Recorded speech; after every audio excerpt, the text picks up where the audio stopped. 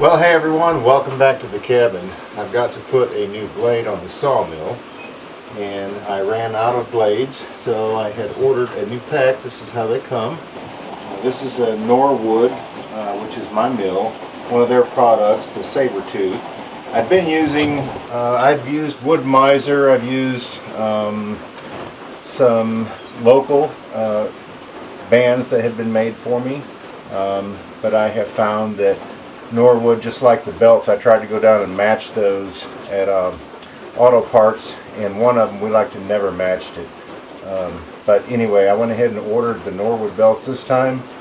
Bam, they went on, so I figured I'd go ahead and order some more of the blades, because actually the blades are decent. They come with this big huge metal ring around them, and normally what we'll do is we'll just take it off of one of them. There we go. That's how you loosen that. Then you have another band right here. It will help if you have a pair of these, that you can grab a hold of that a whole lot easier and untwist it. Now we've got them all undone.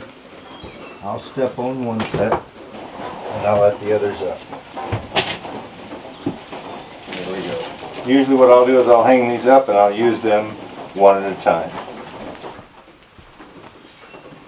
These blades are not hard to put on. You just need to make sure that you got gloves when you're doing this job. But I usually just set this up top into this little slot right here. I feed these into the bottom. They've got to go between those little ceramic discs. Then I just kind of feed it around the wheel, kind of try to get it even. Okay, what I will do next, this lever right here, as I turn it, it tightens this wheel and it pulls it in this direction, which actually tightens up on the band. I just try to kind of keep it to where it's going to go.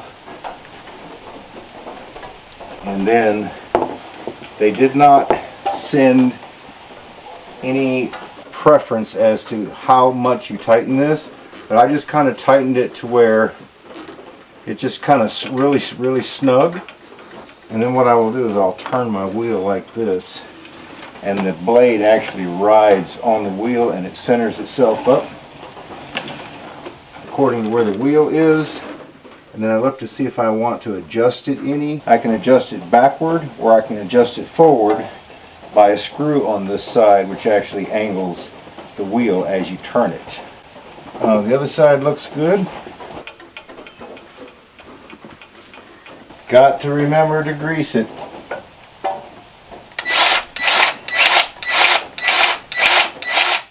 I suppose you all are wondering why I'm wearing this AT&T shirt. Because before I retired from communications, Bell South actually turned into AT&T. They were bought out, so that's the reason that I have this jacket. Didn't wear it much, but hey, it fits again, so I thought I would take advantage of it. It's just a little bit cool outside. Anyway, had a little bit of a misfortune this week. I had broke the tip out of my Cant hook, and I'll show you what I'm talking about, because I actually left it up at my neighbor's house because we were going to fix it so I would have a second one. But this hook right here actually broke it off trying to turn a log. It split right in here because it had a weld. Now this is all one solid piece right here. But anyway, the tip broke off and just a short piece hanging back here was holding it. Anyway, another thing too, from what I understand, because some people say, you know, Cant hook, they say a PV. From my understanding, the PV pole is the one that has the spike sticking out on the end. Still has the hook, same thing, same setup, but it has the spike sticking out on the end. The Cant hook has the turned foot right here, which actually binds up against the bark when you're trying to rotate, which puts pressure on this and rotates the log. Anyway, but yeah, this one is working great. So it actually stopped production. I was milling, I think it was 2x4s or siding, and I've done a lot of milling, as you can see that pile over there. But yeah, I went to turn that log and that thing broke, and it just stopped me dead in my tracks. I couldn't do nothing else. I couldn't turn the log, so I actually took off and went and bought another one. Well, might as well say $150 tax and all. So things aren't cheap, especially when you're logging, but it's a necessity. You've got to have it in order to turn the log.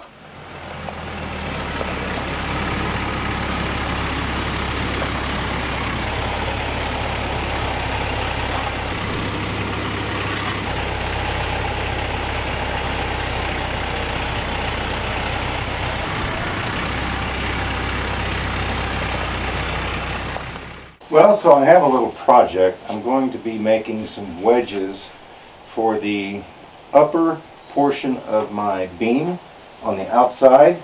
That is what my rafters are going to rest on. That way it gives me plenty of nailing surface, because the way I design my rafters, where they overlap up here and then I run pins through them plus nail them down, they can't pull apart, and so all of the, instead of pushing on the outside walls, everything is transferred up to that center portion.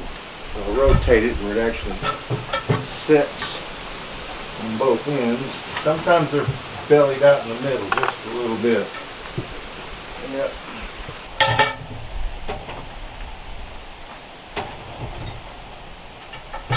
I think that will do it.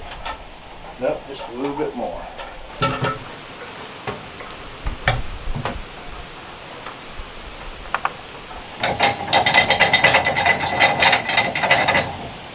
Long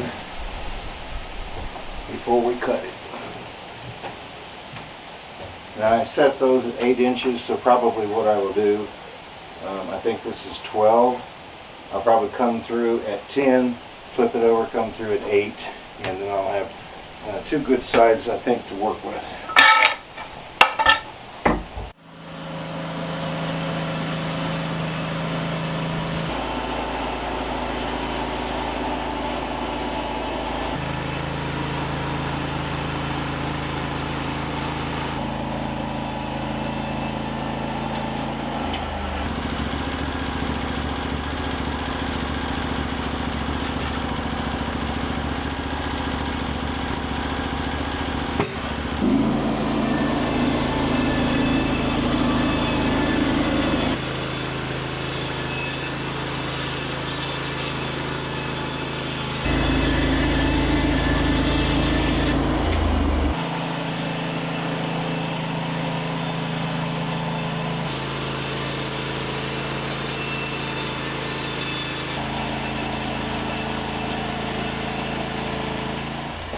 What I'll do is I'll loosen these things up on the outside, where they actually just turn around and face that direction.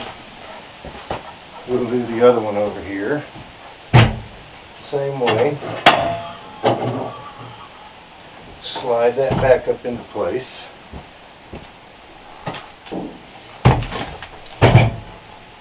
Then what I will do is I will take 3 of these. I will slide it up underneath, right like that.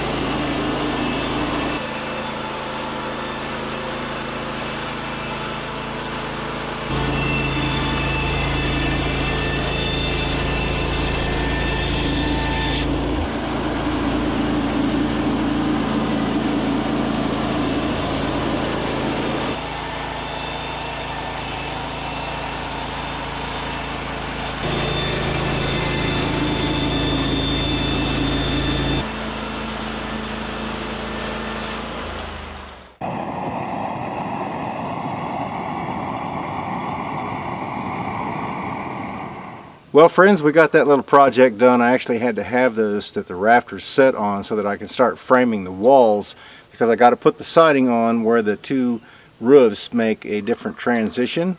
Otherwise, I'm going to have to crawl up in underneath and try to put siding on later. So I'm going to go ahead and do that now. You know, something else, we get a lot of comments on what is the stuff that I'm using to treat the timbers with. So if you're interested in that, click up here in the top right hand corner of how we treat our wood.